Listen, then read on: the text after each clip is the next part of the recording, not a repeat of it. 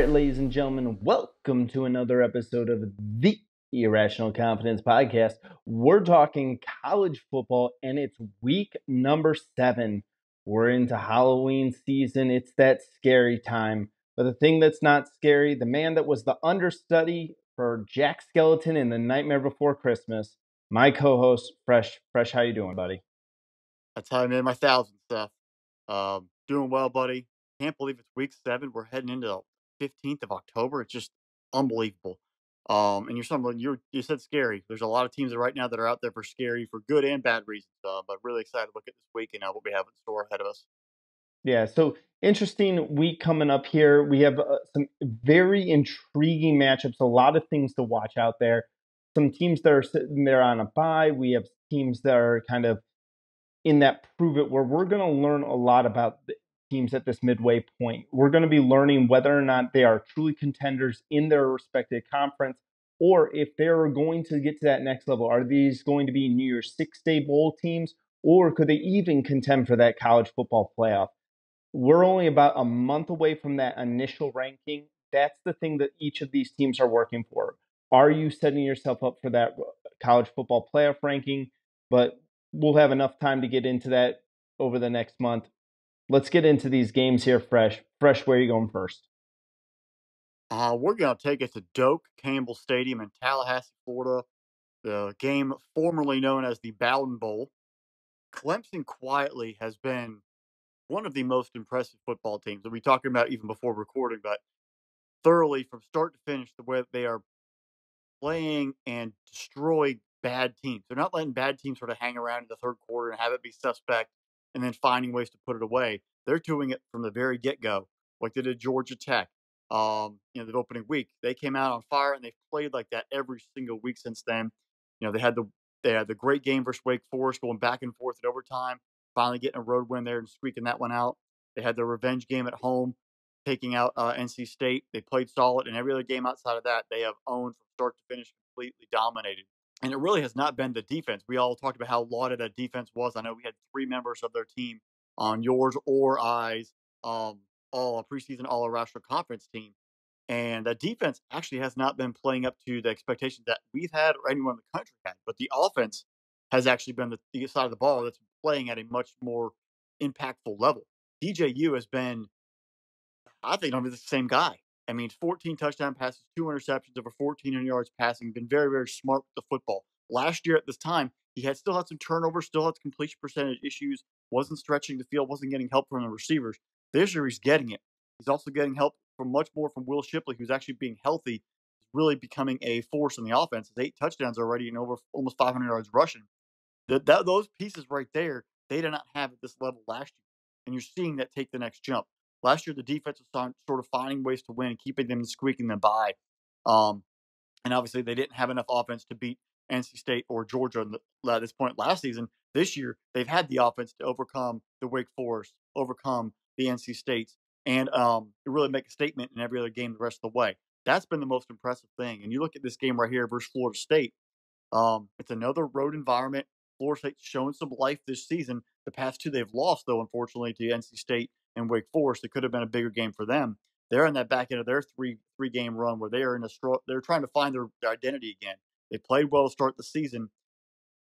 Were those 3 games just a mirage, or are they actually a team that can rise up and compete against Clemson and show they can brush those 2 off, learn from those mistakes, and find a way to pull off an upset? This is a ripe setting. It's going to be uh, if Tallahassee's been rocking the past few games, they know there's always a dislike against Clemson anyway. Can they bring the fan base? Can the players feed off of that and try to cause Clemson offense to have some mistakes? Because the defense has some holes in it that I think Jordan Travis and that offense can find. But what can their defense do to help DJU have some struggles on the road? You look at the road win at Wake Forest. It was Wake Forest. I'm not really going to call that a hostile environment. And then last week they went up to Boston College, won 31-3. Yeah, it was the red bandana game, which is a nice honorary effort for a individual who went to BC and lost it during 9/11. But the crowd environment is not a hostile environment. Doak Campbell will be a hostile environment, or at least it should be if that fan base shows up. It's going to be a different kind of thing. Can DJU handle that? And can Will Shipley handle that as a running back and that offense flow together and keep this this train moving? Looking at stats here, the Noles do run for 204 a game. The Tigers are giving up 64 yards. That's going to be the biggest key. Can Florida State run the football effectively? They can run the ball effectively. It takes that Clemson offense who's been showing a lot of progress, keeps them on the field, maintains ball control, maintains time possession, and kind of maybe wears them down as the day goes on. But you're going to have to be able to find ways to run the football. A lot of it is through Jordan Travis and his legs, but he's going to have to rely on Ward and the rest of those running backs continue to churn. That offensive line is going to have to find ways and matchups against that very good defensive line and the linebackers in that front seven, make their blocks, get to the next level, and allow that Florida State running game to mature and last through the football game. That's going to be the biggest focal point outside of the individual players. What can they do from a running perspective against that Clemson run defense, and can they churn up offense? Tigers are scoring 39 a game. They're allowing 18. Florida State scoring 31, but they're allowing 20.8. So very similar on the back ends. There's not scoring as enough in that 39 to 31 perspective there. There is off there are some ways that you can score on both these defenses, and the offenses have shown to get lethal and move the football at times. Um, you know, in the end, really looking at it, I think that this Clemson team has grown. I think last year played a lot of benefits, and seeing in another retrospect what happened to LSU versus Tennessee. Yes, Tennessee's a fantastic football team, but maybe that win over LSU was just two mid-level teams that were sort of scrapping in that opener, and we saw both teams win a couple games after that. But now we're starting to see their true colors come out to play. Where LSU struggled, they got whooped by Tennessee. Florida State is on the verge if they lose this upcoming week, 3 in a row. It's kind of a turning point for them. Can they prove that they're better than that and maybe pull off an upset? Or are they just a team who had 3 wins start off the season? They're going to be 3-3, and they're just going to be an average football team. And Mike Norvell, that initial success is starting to fade, and they're coming back to the mean, if you will. When it's all said and done, I think Clemson, this is a veteran football team. They're focused. They go into Doak. They win 27-14.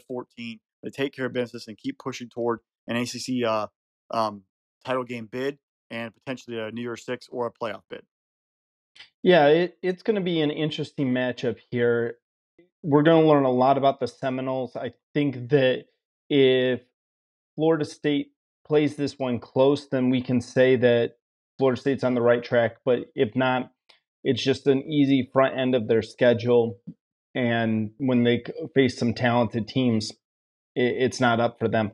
Clemson right now is a 3.5-point favorite in this game. Over under set at 51 points at this time. I like Clemson in this game. I think that offense has been prolific at this moment. And we put it out there on Twitter this week. Who's the number one team in the country? And, you get your basic answers. You get your Alabamas, your Georgias, your Ohio States. All 3 of those right now. Most fans would say that one of those 3 teams, depending on what your allegiance is probably where you're going to go with it. But we saw an increased amount of fans saying that Clemson should be rated as the number one team in the country at this time. If you're going off of current season performance, Clemson's one of the only teams that has those 2 marquee wins already versus Wake Forest and NC State. You're looking at what they've been doing so far in the season. I think Clemson adds another win in their for the season here, and I think Clemson's going to wind up taking it to Florida State. I'll take Clemson and those points. I think this is going to get a little bit out of hand in the fourth quarter. Yeah, totally agree. I mean, it's going to be a chance where Florida State, they need to bring everything, leave it all on the field if they want to have any prayer. Absolutely. All right, Fresh, my first game, I'm going all the way up to New York, and I'm taking a look at NC State Wolfpack versus the Syracuse Orange. Currently, Syracuse is a 3.5-point favorite, which kind of shocked me. Over-under right now is set at 44.5 points. The question is, Devin Leary's out. Suffers a injury to his shoulder. He was in a sling all last week at the end of that Florida State game. The Wolfpacks continued to win. Can the Wolfpack roll without Leary is going to be the real big question. They're going to be turning to graduate transfer Jack Chambers. He's transferring from Charleston Southern. Didn't really complete a pass. He is a dual threat quarterback. Had 39 yards rushing versus Florida State. With Leary being out, it's going to put a huge responsibility on the Wolfpack running attack and that defense there. I need to see more out of Jordan Houston. Jordan Houston had a really nice game against Florida State. It seemed like he was starting to put things together. We hadn't really seen him come alive yet this year. He had 24 carries for about 91 yards against FSU. He's still looking for that first touchdown on the season. I expect him to have a big game this week. I think that NC State's going to ride him to take a little bit of that pressure off of Chambers coming into his first official start here for the Wolfpack. Syracuse, though, is one of the surprise teams of the year.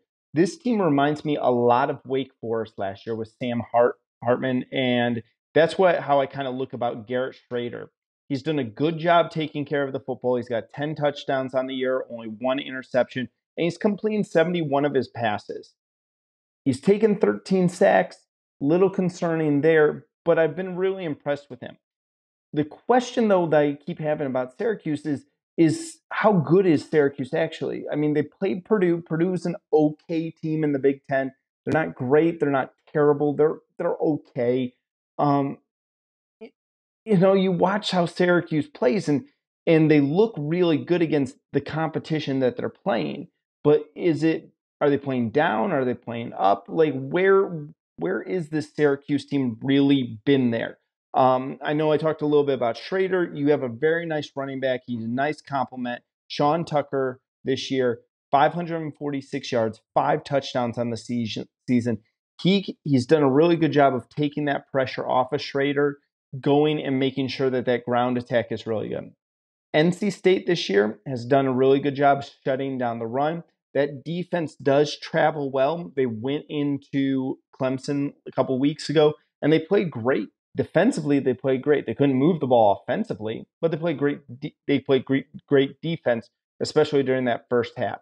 I don't think the dome up in Syracuse is going to be a big issue for the Wolfpack, but this is definitely a matchup to watch. I'm going to be watching the trenches. I want to see if Syracuse's offensive line is going to be able to get that push. Are they going to be able to open up the holes for Sean Tucker to get those yardage, put that pressure, put the NC State defense on their heels, and be able to move the football? On the reverse side, Syracuse's defense is only allowing 95 yards rushing.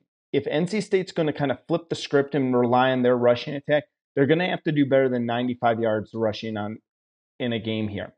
Syracuse is also only letting up 271 yards. Is this against mediocre competition, or is this defense really, really good? The question at the end that we're going to have to know is, has the magic run out for Syracuse? If Syracuse loses this game, this becomes the difference between being that really great team in the ACC that has a chance to go to Charlotte if they win out. It makes for a huge matchup next week going down into Clemson. If Syracuse is going down there 6-0, Syracuse routinely has played Clemson extremely tough, whether it's in New York, whether it's in South Carolina, it doesn't really matter. Clemson struggles with Syracuse. Or is Syracuse just kind of they're a nice story? And when I look at this, if Syracuse loses this game, they're going to remind me of a lot of Purdue last year. And I use Purdue as kind of like they're an okay team. I think that's what at the end of the year we'll say about Syracuse if this winds up the tires start coming off. If they lose to NC State, I think at the end of the year, yeah, Syracuse is going to a bowl this season.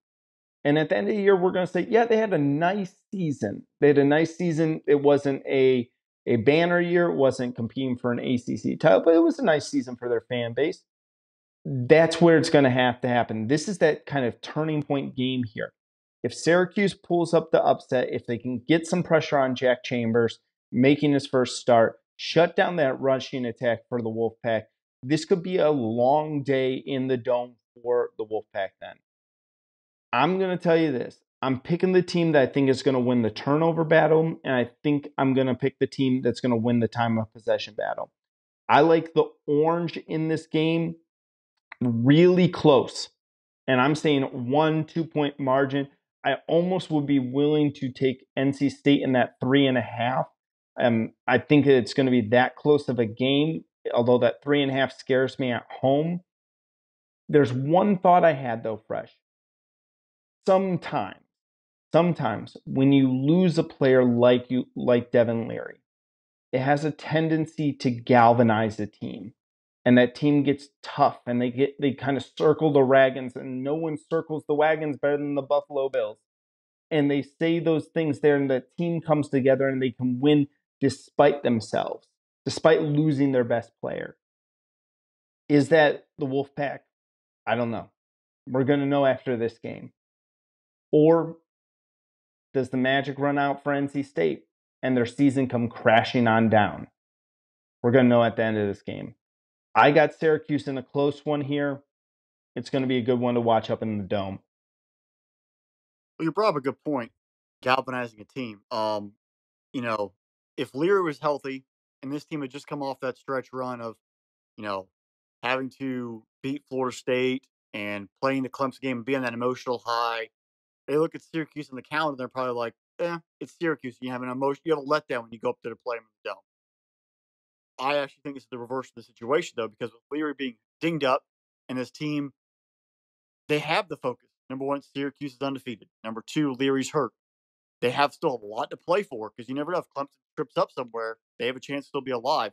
I think they have the attention of the Syracuse Orange and everything they bring to the platform. They're going to be focused and they're going to be galvanized to play for this quarterback because they all know they've got to play better because their star quarterback's not playing and they have a guy who played at Charleston Southern who was FCS. They've got to be able to be a step quicker. They've got to get to the gaps on defense and plug those holes and shut down Sean Taylor and Sean Tucker in that running game. And Dino Babers has done a fantastic job this year, but what they can do creatively offensively to maybe catch a couple plays on NC State and try to get them overzealous. That team is going to be fired to play. I think it's going to be a rowdy environment. I think the fan base at Syracuse, they're going to show up. They have a football team that's playing well and trying to redeem the tradition of that program. I just think NC State's a special program. I think Dave Dorn, the way they survived the East Carolina game, the first game of the season, they are going to step up. They're going to win an ugly football game on the road with a backup quarterback. The defense is going to get a couple turnovers. They're going to limit the running game. They won't shut it down. They will limit the running game, and they will squeak it out 20-17. Nice. We'll see on that one, Fresh. It's going to be an interesting one there. I think that's a 3:30 kick, is it not? Yeah, mid-afternoon, 3:30 kick. Oof, that's going to be tough football. I'm going to need multiple TVs at 3:30. All right, Fresh, where are we going next? We're going to the Metroplex. Fort Worth, Texas. A battle unbeatens. Oklahoma State at TCU. The last time TCU played a ranked team and Fort Worth on home, right there, they beat the living bejesus out of Oklahoma. I believe Oklahoma was ranked at the time. That's 2 weeks ago. They haven't scored many points since then. But this is gonna be a big matchup. And you look at the way the Big 12 is sort of set up. Outside of Iowa State and Oklahoma are both 0-3 in the league. Everybody, the way they play each other in the full league, this is a chance to really take hold of being supplanted as that number one real team in the league and holding down, winning some tiebreakers against some other teams because anything can happen. Texas is 2-1, Kansas is 2-1, K-State's 3-0, and these two teams are both undefeated in the league. So if you really want to gain some traction in a league that has a lot of inter matchups, a lot of things still to be decided, this is a good way to sort of put your stamp down. TCU has played absolutely fantastic. You just absolutely eviscerate Oklahoma, and then you get your matchup with KU last week. Game day's on site, everything, the whole environment, the big, the fans are, all over the place, and you're the other team coming into the setting, and you withstood it. Yes, Daniels got hurt, but the backup played pretty well. You stood the surges from Kansas. You went on the road, and you got a big W to remain undefeated. That's a testament right there to Sonny Dykes and that entire program, the mindset. Where we hadn't seen from TCU in the past few years, where if they were stood up against some competition, you never knew if you were going to get a team that's going to rise up or a team that's going to fade. This team has stood tall. They've played great football. And it's a really, you look at the quarterback, Max Duggan, has been playing out of his mind, throwing the ball really effectively, limiting the turnovers, and getting nice yards after catch for his receivers, putting in the spaces to make plays. And that defense has been really suffocating. They were running people down in that Kansas game. They obviously took care of Oklahoma. And the one scary thing, though, is that in both those games, they've knocked out the starting quarterback. So Spencer Sanders might want to keep an eye out because past 2 weeks, that's been the real momentum shifter. Obviously, it's an unfortunate set of events in both those situations. But when Gabriel gets knocked out with Oklahoma, they kind of lost that offensive firepower to even try to have a maintain a football game. And then Daniels, who was the the key cog for that Kansas offense. He gets knocked out early. The backup really had much experience, played okay, but wasn't there in the fourth quarter to help generate a game time drive. That was two big deciding factors. TCU's defense making tackles, being aggressive, and unfortunately knocking out quarterbacks. Spencer Sanders, can you stay healthy, be in the moment, and not turn the football over? And that might lead to some success on the road because it's going to be a hostile environment, small, very quaint stadium there in Fort Worth, and they're going to be rowdy and ready to go on Saturday.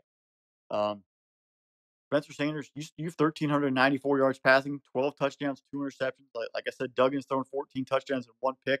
He's been very efficient with the football. But I think outside the pass game, the keys are going to come from that running attack. Which running back, whether it's Richardson for the Cowpokes or Miller for the Frogs, which of those running backs is going to maintain consistency, run with authority, maintain to get first downs? Because late in the football game, both these offenses are very prolific. Which running games can be able to keep the other offense on the sideline, generate first downs, run the clock, and finish out the game in the fourth quarter against defenses that aren't elite, but they're scrappy, and they do enough when their offenses are scoring at such a high level. Uh, right now, Oklahoma State 469 yards total offense, 310 passing, 156 and change rushing. TCU putting them 530 a game, 299 throwing, and 230 on the ground. Both these offenses are going up and down the field. It's like a video game. So defenses are going to give up some points. Both are. But with their offenses are scoring at such a high level, it allows you to be a little bit flexible. But which defense is going to have the most holes and get beat the best? And that's where it's going to come down to which defense can get a couple stops in the second half. And that's why I mentioned the running backs earlier. Which one of those running backs is going to find ways to churn up those yards late, wear down a defense, and find ways to get first downs, maintain the clock, and get out of there with a W, whichever team can have that done. Both are scoring 46 points a game. It's just kind of weird. They're both, and it's not just 46; it's 46.4. Literally the exact same production. That's kind of, we don't think we see that really relevant. Both teams are being undefeated, so both teams are putting up a lot of points. I expect it to be a very high-scoring football game. Whatever the over is, I know Seth probably has it. Take the over, but deep down, I like Coach Gundy, Spencer Sanders, the veteran football team there with Oklahoma State, and I think the Cowpokes are built to go on the road, get a W, maintain to be undefeated, really stake claim to their top 10 ranking, and put the Big 12 in a spot where they're undefeated. They want to make their claim for the playoff. But it's going to be a big, big game. I think a lot of points are going to be scored. I'm going to go ahead and say 41-38. Oklahoma State gets the W on the road. Yeah, over under right now is set at 68.5 points. TCU is a 4-point favorite right now, which is really interesting to me. Max Duggan has been really good. I know you brought up Miller. I really like Spencer Sanders as a quarterback. I don't know, man. There's a saying to keep Fort Worth funky. And every time when you go to Fort Worth and you go to TCU, one of the songs that is played is Funky Town. And how are they going to get funky like a monkey? TCU wins. Ain't that right, baby? American Dream, Dusty Rhodes. That's my American Dream. Keep funky like a monkey, sir. All right. Well, that's all I got on that one here, Fresh. Let's That is go to our expert next one. analysis right there, folks. Hey, listen, only the best for all of y'all. But I'm telling you guys, that's going to be a really fun game to watch. And as much as I joke with it, I really like Spencer Sanders. I think that he doesn't get enough love because he plays at Oklahoma State and plays in the Big 12, and he's not at a marquee school. He's a great quarterback. He takes care of the football. He does everything his team needs him to win. He's the main reason why Oklahoma State's 5-0. He is the reason. He's going to be really, really good. But for some reason, I don't know. I like the Horned Frogs in this. I don't know why, but I'll take TCU in this game. Close, though. I think it's going to be a very entertaining game. And like you said, a lot of offense going on. All right, Fresh. Let's go to the state of Utah, the Salt Lake, where this game luckily is played on a Saturday. All right, we're talking about USC traveling to Utah. Right now, Utah, shockingly, 3.5-point favorite. Over-under is set at 65. This is bizarre to me, man. This was the marquee match. Like, when we started the season, we said, what game do you want to see the most in the Pac-12? Both of us circled this week. We've been working up to this week. the USC versus Utah matchup. We thought really high of Utah coming in. And then all of a sudden, Utah's had, I don't want to call them bad losses, but just disheartening losses, I guess is what you'd say. And how does Utah recover from that tough loss to UCLA? UCLA ran all over Utah's defense. And Utah knew it was coming. We knew it was coming.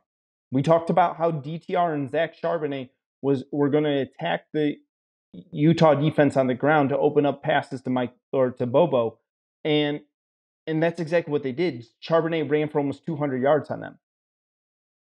Utah has to recover from that. They have to improve defensively. I'll get a little bit more into that though. But then you look and see what Utah did offensively. And Utah themselves had 192 yards and 3 touchdowns on the ground versus UCLA. They're going to have to use that same formula to beat USC. USC is currently allowing 152 yards rushing. Can they stop Cameron Rising and Tavion Thomas? Tavion Thomas is out of the doghouse, had a real nice game against UCLA. But the matchup that I'm really curious, does USC have a matchup solution for Utah's Dalton Kincaid? He is Cameron Rising's favorite target, great big target in the red zone, is able to move the sticks, able to get up the seam in the middle of the field there, hit him up that seam. I like Dalton Kincaid a lot. I think he's going to make a real nice tight end in the NFL. Not sure where exactly he's going to be drafted, but he could be one of those guys that later, in about 2 or 3 years from now, we were talking about, hey, remember when Dalton Kincaid was over there at Utah? At the end of the day, I'm saying, though, Utah does have the offense to keep up with USC, I think, but does it even matter? Like, if Utah's defense doesn't improve from what we've seen against Florida, from what we've seen against UCLA, then anything we're talking about Utah offensively is a complete moot point. The matchup of the day is going to turn into Jordan Addison versus Clark Phillips III. I was talking recently, Clark Phillips III right now is the best defensive back prospect coming out this year. Is he as good as Sauce Gardner? I don't know if he's that good, but he's definitely a really good cornerback. He's going to be a first-round grade right now.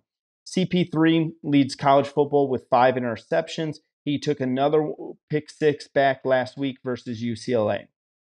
USC, definitely watched that tape, what UCLA did. This game, while everyone's going to point to Caleb Williams, this game could turn into the Travis Dye show. Dye, 90 carries on the year, 571 yards, 6 touchdowns, must continue to do this to be successful. He needs to do this to keep the pressure off of Caleb Williams. You don't want to let Utah pin their ears back and be able to get after Caleb Williams. Williams has been remarkable this year. He's continued the success he had at Oklahoma. Say what you will about transferring, say what you will about Lincoln Riley. He's got almost 1,600 yards, 14 touchdowns, 1 interception on the year, and 3 rushing touchdowns to go with it. The connection he has made with Addison has been remarkable. They've hit 6 different times for pay dirt on the year.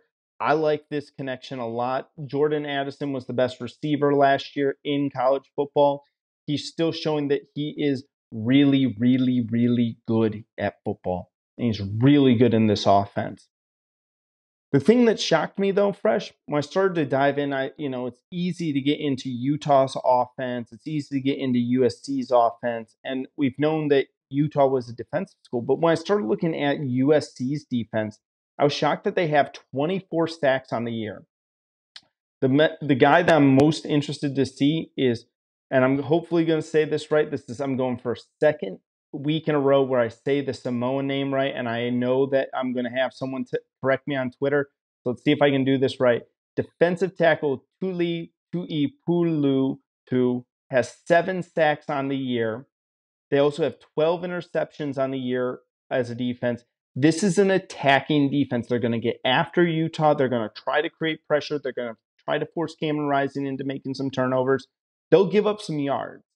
This is not one of those defenses that's going to be a stalwart when it comes to yards. You're going to be able to move the ball up and down the field, but this is also the defense that's going to get a sack on you're going to make an incompletion on first down, and then on second down, they're going to get a sack, and next thing you know, you're facing 3rd and 16. And then you're forced to make a bad throw. They're getting the interception, taking it the other way. This could be tough on Utah. I really, for some reason, I think that USC is going to be tough for Utah. At the end of the day, we're going to learn a lot. This is the test for USC. If USC wins this game, as much, Utah's got the 2 losses on the year, but Utah is still a respected program out there in the Pac-12. If USC wins the Pac-12, let's start talking about the battle for LA. Let's start talking about UCLA and USC already. And maybe, just maybe, the Pac-12 and state of California can start California dreaming for those playoffs.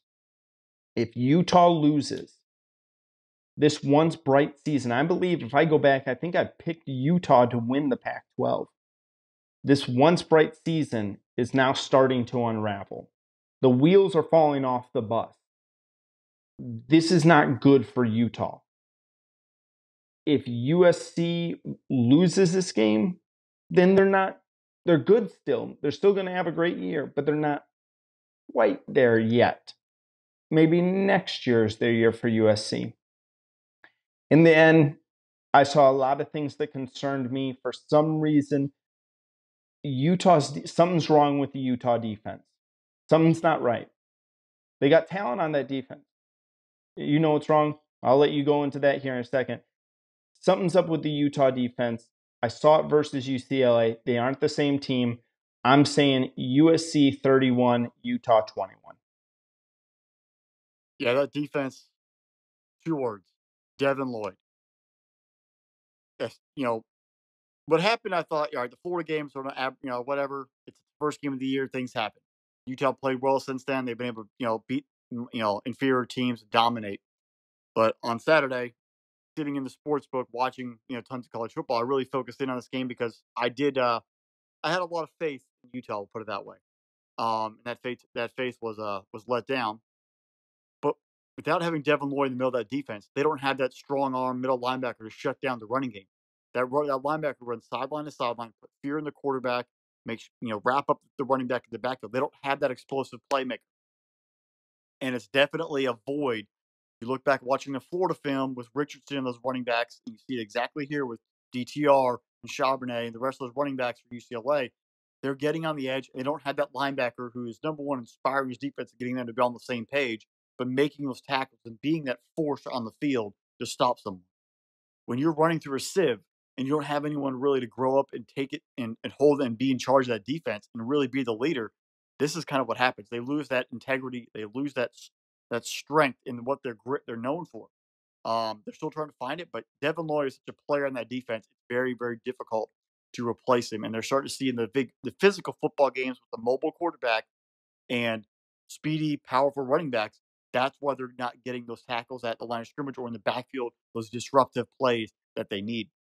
And it's definitely been visible in the 2 losses. USC, they are functioning on all cylinders right now. That offense is flying high. Travis Dye was running strong. Addison, the rest of the guys are making, running the routes in perfect form, catching passes, and Williams just dink, dink, dink all down the field. This will be a challenge because we had a lot of high thoughts on Oregon. They went to Utah last year and they got thumped pretty good. But the only beware for USC is that this is a legit road test. You're going to a hostile environment. Be prepared for this football game. This is not going to Arizona State and that nonsense down there. This isn't going to Cal. This isn't going to Stanford. This isn't going. The only comparison maybe is slightly Oregon State, but I think it's a little bit more enhanced Oregon. You got to be aware of being on the road and what happens in Salt Lake City and that fan base down there in Rice-Eccles Stadium. It's Kyle Whittingham. They have a proud tradition. This might be a rally for the Utes to bring it all together and sort of lock it down and save their season. But I just don't see it happening. I think USC. This is a different football team that we've seen in the past. They are going to come in. They're going to showcase it. They're going to get the job done.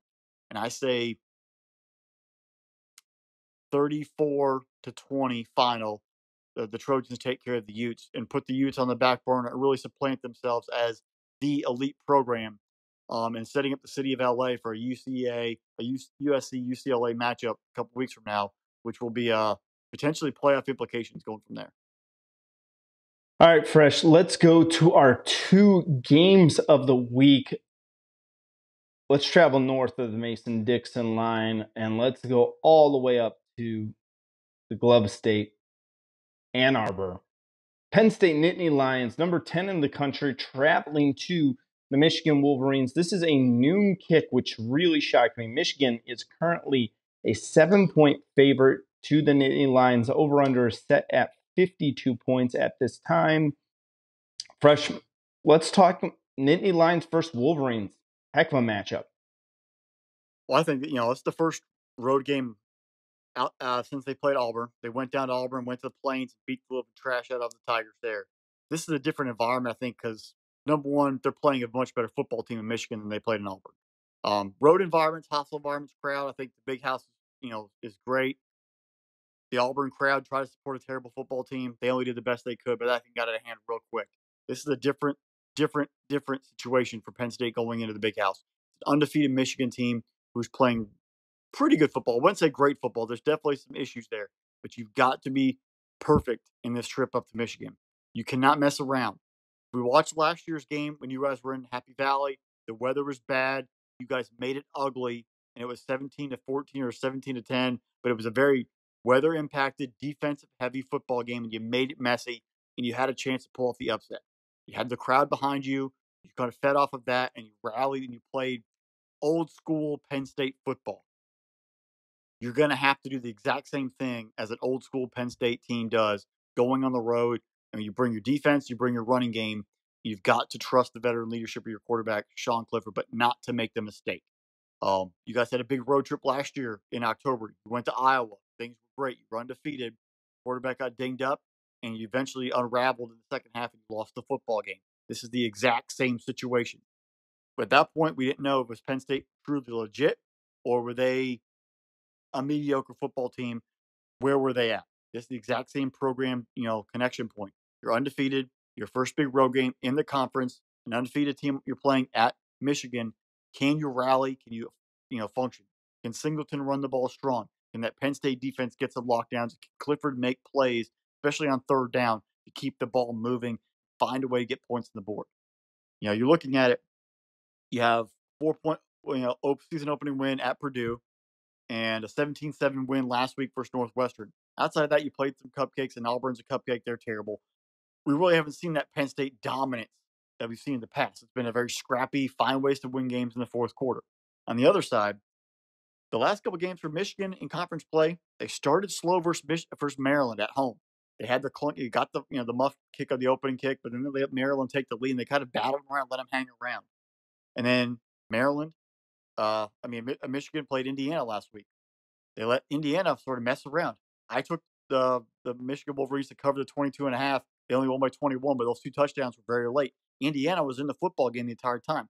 You can't let good football teams hang around. What kind of Michigan team are we going to get this week? Are we going to get a dominant team from the 2021 squad? Or are we going to get a Michigan team that lets people hang around and maybe makes a mistake late in the football game and they find themselves in a ball game versus a veteran quarterback and they might lose? Their season's on the line. We know Michigan's truly focused on playing Ohio State, but you've got to get there and be undefeated to get back to the playoff and defend your Big Ten title. It's a real critical moment for Coach Harbaugh and that team. Now is McCarthy going to get a real test? How is Blake Corum going to continue to run? Which is that Michigan defense going to make plays? It's a kind of a program, setting point for both. Where are we actually truly at? Who's going to truly show up and represent? When I say the dust all settles, I think Michigan wins 23-20. It's going to be ugly. It's going to be sloppy. But we're going to know that it's just a gritty Big Ten football game in October at the very end. Yeah, this is going to be a hard-nosed, hit him in the mouth type of game. Penn State's got two freshman running back studs over there. Allen, I know we talked a lot about Singleton early on this season. He looked phenomenal in different games. And Allen's kind of come on as well. He's also a freshman as well. And he's had two really, really nice games the last 2 weeks here. It looks like Penn State's starting to build that two-headed rushing attack monster. Michigan has been riding the Blake Corum train. Blake Corum's been absolutely phenomenal. I did have a conversation with my brother-in-law who is a Michigan fan, and one of the things that we brought up was, Blake Corum is only 5'8", 210 pounds. Like, he's a strong kid, but is he able to take the pounding of this whole season? He's already sitting there with 118 carries on this year. Is he eventually going to break down in this game? That's the real question. JJ McCarthy, since taking over the starting position, he's looked pretty good for Michigan there. I really need to see more out of the Michigan defense. I need to see Michigan for me to really believe that the Wolverines are a top five team in the country. I need to see their defense completely shut down the Penn State rushing attack. If you're gonna beat Penn State, you need to make Sean Clifford beat you. Sean Clifford's got to be the person who wins this game. The receivers for Penn State are okay. They're not great. They're just okay. I think that we're going to learn a lot from these teams. Is Penn State a great team? Are they going to be the team that challenges the Buckeyes? Or is it really going to be Ohio State, Michigan, and it's going to come down to the end of the year at the game in Columbus? Who's going to get dominance of the Big Ten? I think we're going to learn a lot this weekend. I think this is going to be one of the best games of the weekend. I don't know. I'm really torn who to pick in this game fresh. I think outright I'm going to pick the Wolverines. If I'm going with the spread, give me Penn State in the point. So I'm really torn in this game. I could see this game being insanely close. And one little tidbit before we move on: this is actually McCarthy's first real ball game. Because he played a couple plays here and there last year, but McNamara was the quarterback. This is his first real game, and all those McCarthy supporters and everyone's been raving for him to get the playing time, be the quarterback. Now we're going to see if he's truly the guy or not. And sometimes the grass is always greener, sometimes it's not. Maybe McNamara was the better quarterback. If he gets healthy, that might be the reason why the offense isn't elite yet. So McCarthy and how he responds to the football game is going to be pretty interesting to watch. Yeah.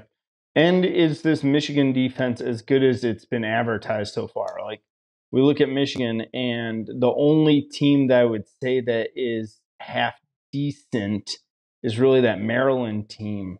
And that's just because Maryland's got some offense that can put up some points. And Maryland put up 27 on the Michigan defense. Like, we need to see a better defensive effort this weekend for Michigan to be like legit. Yep. All right, Fresh. Game we have been waiting for. The battle in Knoxville. Alabama Crimson Tide, number 3 team right now in the country, traveling to Knoxville to face the Tennessee Volunteers, who are the number 6 team in the country at 5-0. Battle of undefeated. Alabama, 7.5 point road favorite. Over under set at 65. I can't believe Alabama's a 7.5 point favorite in this game. And I know before recording, you said that it's all going to come down to Bryce Young. And that's true. If Bryce Young plays in this game, it's going to be a whole different ball wax than if he doesn't play in this game. But even if Bryce Young was playing in this game, 7.5 points against this Tennessee offense, boy, howdy. I know it's been 15 years, man. I know it's been a long time. Go ahead and give me your stuff here, Fresh. What you got for me? Well, like you kind of alluded there right at the end, there's a whole generation of people who really don't understand what the term "the third Saturday in October" means. This Alabama-Tennessee rivalry is very deep, rich in tradition. Whether it's Neyland, Bear Bryant, the whole thing. This is going back forever, but it has not been a rivalry since Nick Saban stepped on campus in Tuscaloosa. He's won 15 straight. Alabama's 15-0 versus Tennessee since he's been head coach at Alabama. It has not been a rivalry. It has been a beatdown. And here's some of the coaches. See if I got them all right. So Philip Fulmer was there, lost. Derek Dooley, Jeremy Pruitt, Butch Jones, Josh Heupel has a loss, and Lane Kiffin. Those coaches have all coached Tennessee while Saban's been there, and they've all taken L's. And I really want to say the only one that truly gave them a scare was Lane Kiffin when he was at Tennessee. It was like a 10-3 ball game or a 7-3 game, I know, and Cody had the blocked field goal. That was the only time that was really truly competitive from start to finish for a full 4 quarters. Most of these games, looking back, Alabama's scoring an average of 39 points a game in this rivalry the past 15 years. They're roasting Tennessee. Um, there's a lot of pent up anger in the fan base. There's a lot of anxiety, but there's also a lot of confidence in the Tennessee fan base because they do have a very prolific offense, and they feel like this is their time to shine. Now I'm going to temper the expectations because the Vols have only averaging 20 points against Alabama the last 15 years. A lot of bad years though in there as well. But Tennessee, even if you lose to Alabama this week, you still have a chance to make it the SEC championship game because you still have a chance to beat Georgia and own a tiebreaker and get to Atlanta. So a loss is not the end of your season. And that's the first thing I'll put in your minds. A loss for Tennessee is not the end of your season. A lot of crazy things can happen. You could get a rematch later on. That's where you come in this game, you play with everything you got, but you don't have to have the fear. Because sometimes that fear factor comes in of like, if I mess up, this whole season's over. And you overthink, you overanalyze, and then you basically make a molehill into a mountain. You can't let that be your factor. You gotta know there's always a chance we could get revenge if we finish out the rest of the way we are. We'll be 11-1. We'll play for the title in Atlanta. We can get revenge there if that comes to be. But you've got to keep that as a focus. Don't get too tight. Don't get too locked up in the moment. You didn't last week going to Baton Rouge. You literally beat, you roasted Brian Kelly like nobody's business. You had a little battle though. Kind of got tense first 40. You built you let Florida score a touchdown. You let them sort of hang around, and you survived that game. If you do that versus Alabama, regardless if Bryce Young plays or not, it could be a different outcome because I think there's still more playmakers across the board with Alabama versus Florida.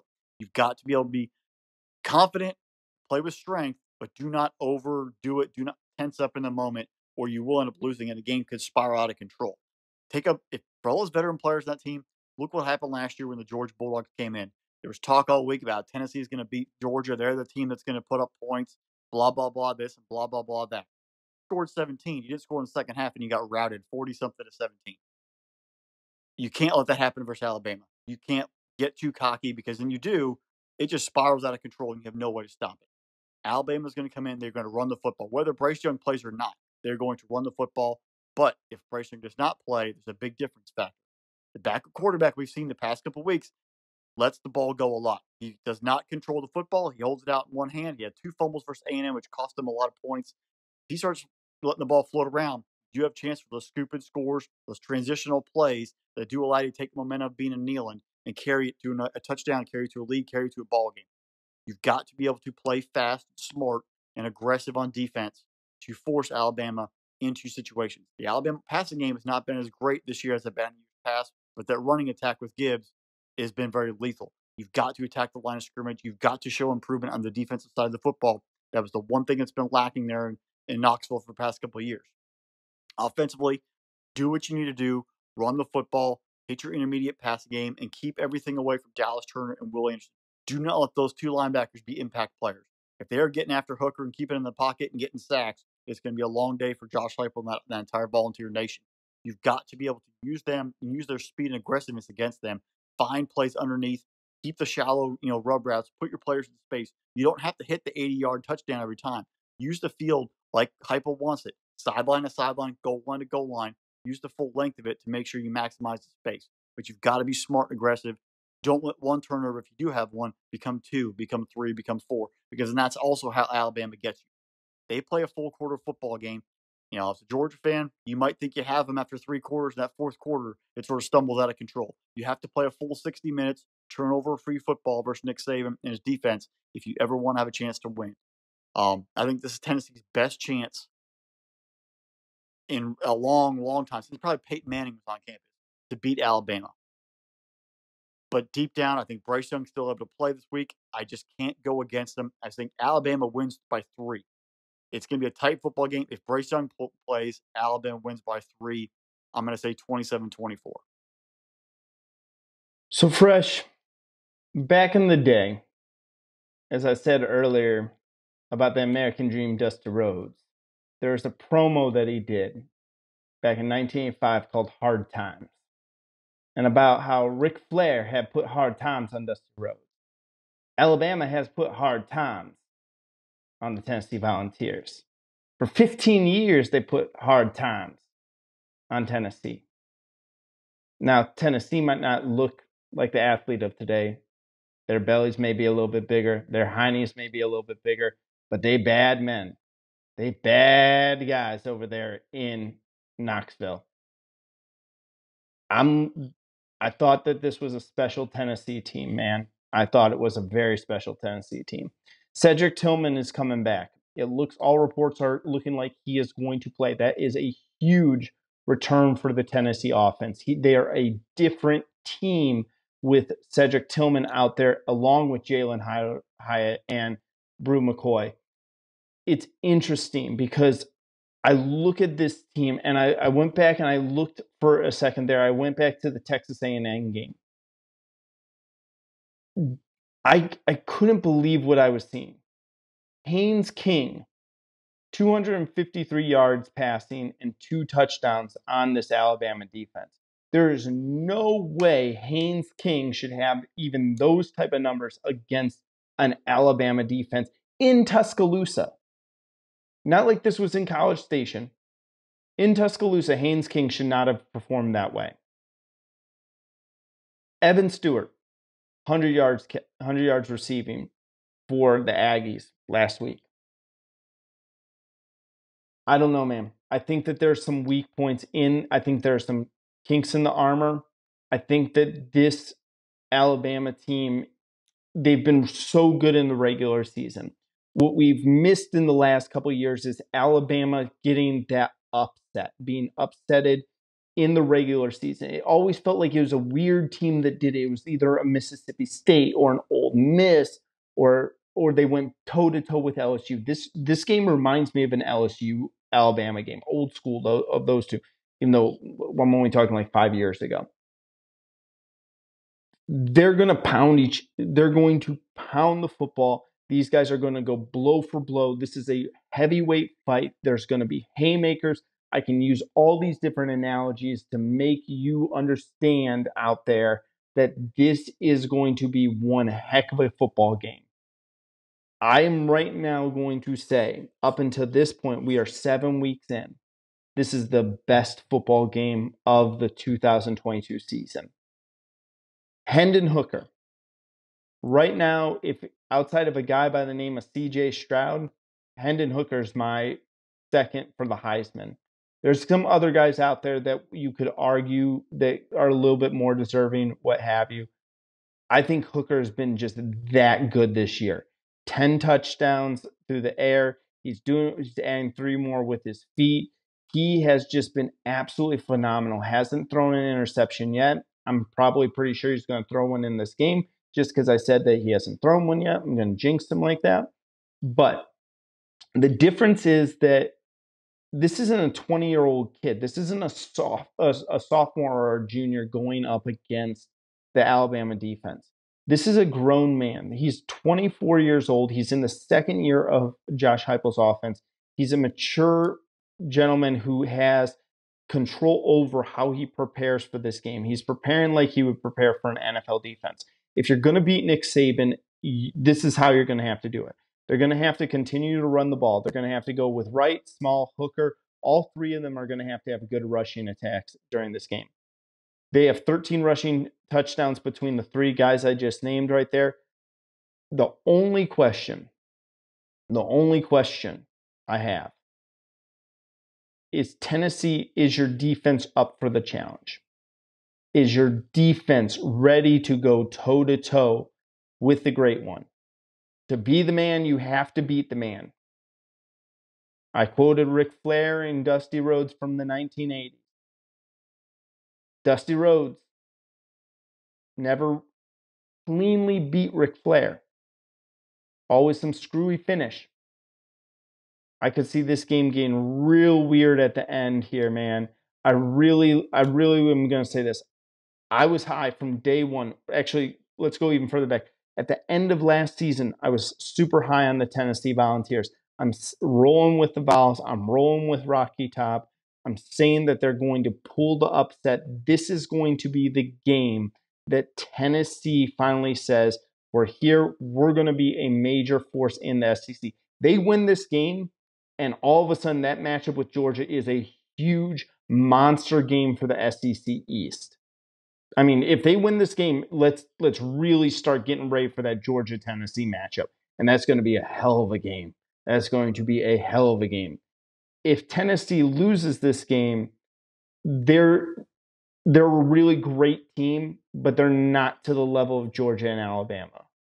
And I have a lot of respect for Heupel. I have a lot of respect for Saban. I think Gibbs is one heck of a running back over there in Alabama. How much can we say about Will Anderson? We can't say enough about how great of a defensive player he is. Let's get into this game. Let's let these guys go at it. And I'm going to tell you this. The hard times are ending in Knoxville, folks. Hard times are over. Let's do this, Tennessee. I got Tennessee winning. I'll go 35-31. Big upset by the Volunteers.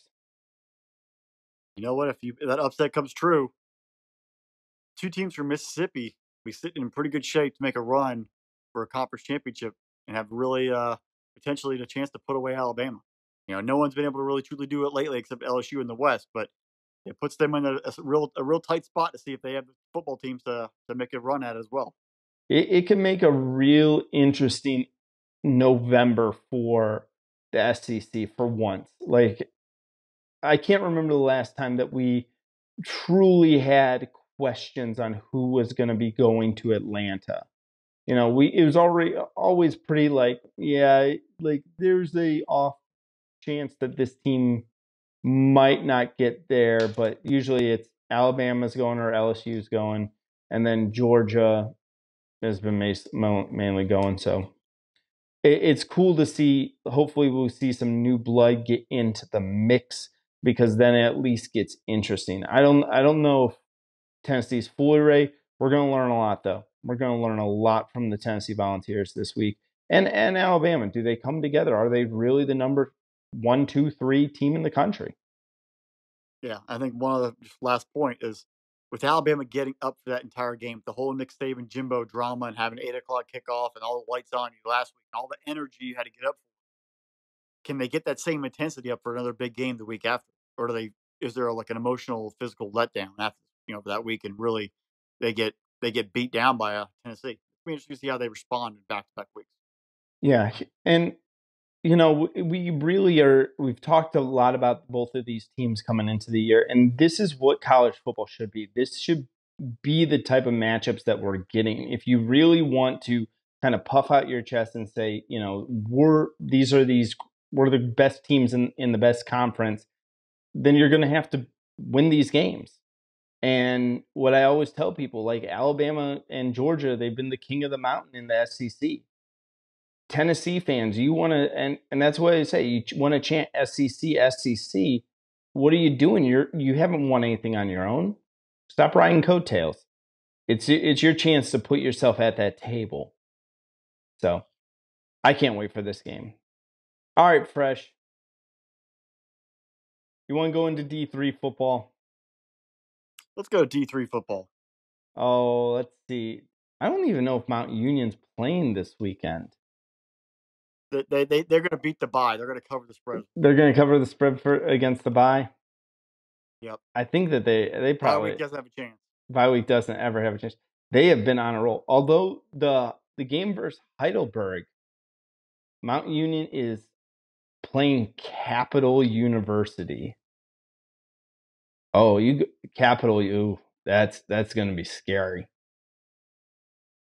Heidelberg only lost by 22 to Mount Union, which is impressive for Heidelberg. I'm shocked that the Student Princess didn't lose by more. Let me see here. Capital is terrible. I don't think that I'm looking at this whole year. All right, let's see if Fresh can get this. Capital University is just outside of Columbus. What is Capital University's nickname? Without looking it up. I'm going to say the Tigers. You're going to say the Tigers. That's all. Why? How'd you come to the Tigers? Just It's a common a term. A lot of schools have Tigers as a name. I figure that's a good place to start.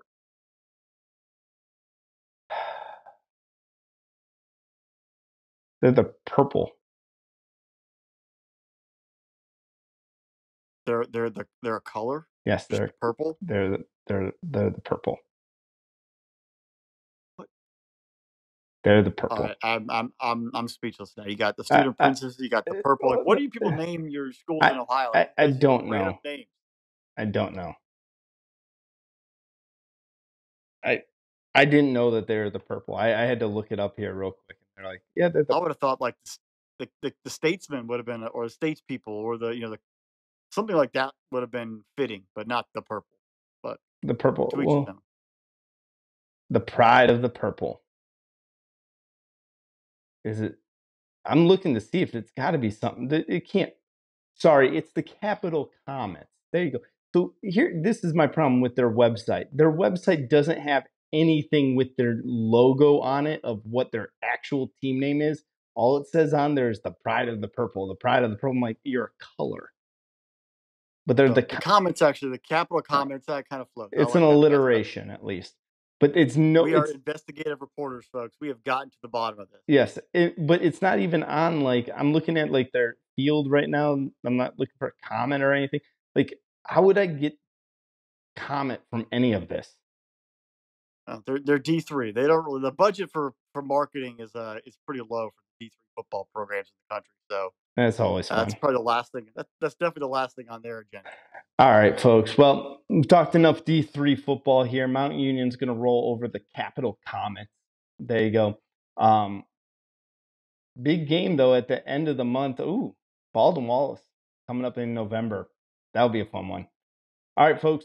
You've been listening to another episode of the Irrational Confidence Podcast.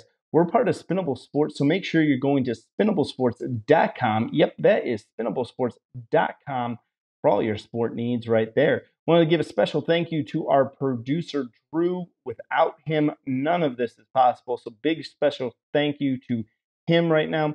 Like, subscribe wherever you get your podcast from, whether it's Apple, Spotify, Good Pods, Amazon Pods, Google Pods, any place that has the pods. Like, subscribe. You know I don't know them all. Whichever one you listen to, that's where you subscribe to. Leave us that 5-star review because you know Fresh and I were those 5-star prospects. Also, if you're watching us on the YouTube, thank you so much. We had our best episode last week right there. We're going to continue doing that. Two guys with faces made for radio, though, folks. But thank you. Like, subscribe to the YouTube channel. Love having you guys on there. Like and subscribe over there to the channel. All sorts of stuff out there as well. And follow us on Twitter. Interact with us. We love getting out there, putting stuff out for you for each week for college football. We put a poll out there letting you decide who's going to be our next game that we're going to add to our slate going into week 8. Make sure you're out there looking for it around Saturdays. Usually we put it out there. So vote in our polls. Make sure you are interacting with us because we have a blast interacting with you all. One last shout out. Want to give a shout out to Lane Train. He knew it's 17.5-point spread. They were up by 17 after a 2-point conversion by Vandy with a minute to go. He put the foot down on the gas, took Ole Miss right down the field, scored a touchdown from the half-yard line with 18 seconds to go to cover the spread. Big time Lane Train. I love the firepower. Keep it up, buddy. And with that note, bye, y'all.